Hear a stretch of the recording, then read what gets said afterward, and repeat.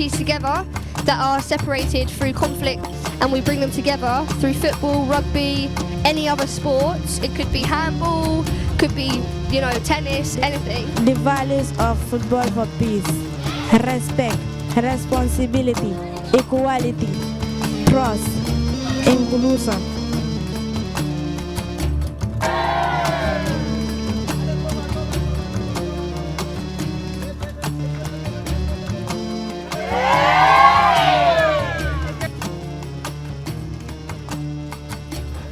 It's been a week long of training with school children from different communities. Actually, it's 4 communities.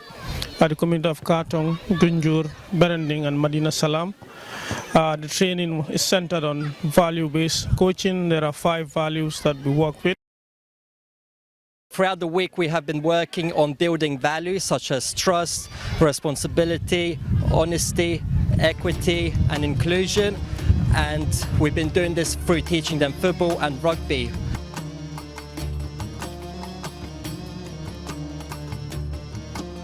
Like during the week, when we explain the values in the games, when they respond to us, they tell us how they take it home. So they'll say, I trust my brothers and sisters to help me with my chores, or I respect my parents, and I'm honest, and they take that into their home lives, and they give examples as well of how they'll use it, with their friends, with their families.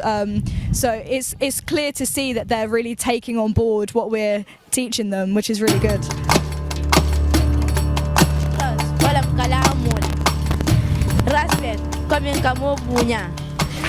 Responsibility. Taking responsibility that dauda. If you need a suokono, responsibility that is suokono. Equality, how the more kanya. In the course of the games, we try to teach children these values and how they could apply this value in their daily life activities to help them to become better people in the society.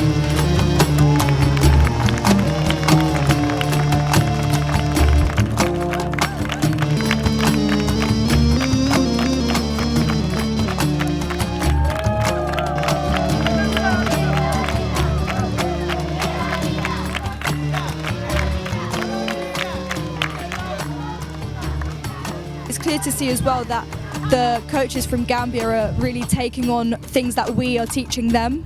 So things that we learn in England, we're bringing here, and they're starting to use what we have as well to help build the values.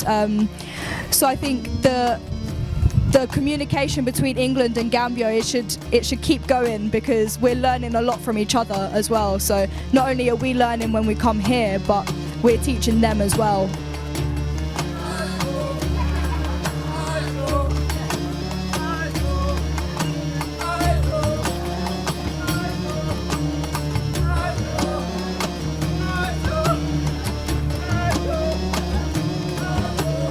I think they've definitely learned the 5 values of Football for Peace, and from the first day to the last day you can see there's a massive difference, because in the first day they didn't even know what the values were or how you would use them, but by the end they would know all of them, how they can use them in a game, in an activity, and they could name all 5, as well as why we would use them in football, rugby and in everyday life as well.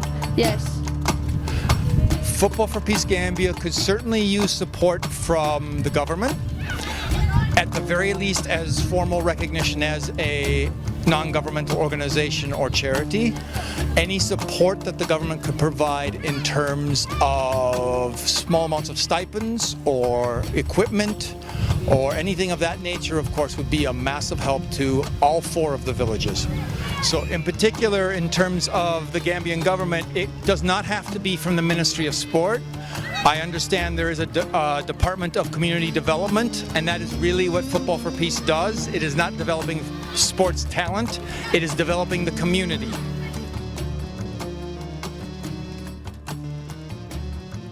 It has been very lovely. It's been a pleasure to meet the culture people, meeting the kids. They're all very kind.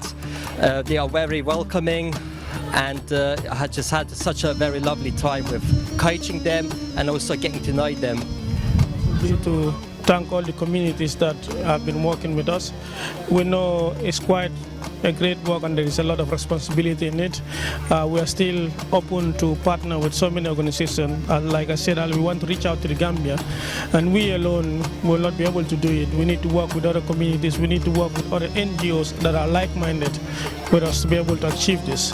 So we are open to partnership, and I also want to use this platform to thank all the parents that have given us the opportunity to be able to work with their kids, and the schools that have always opened their doors whenever we knocked for us to work with them.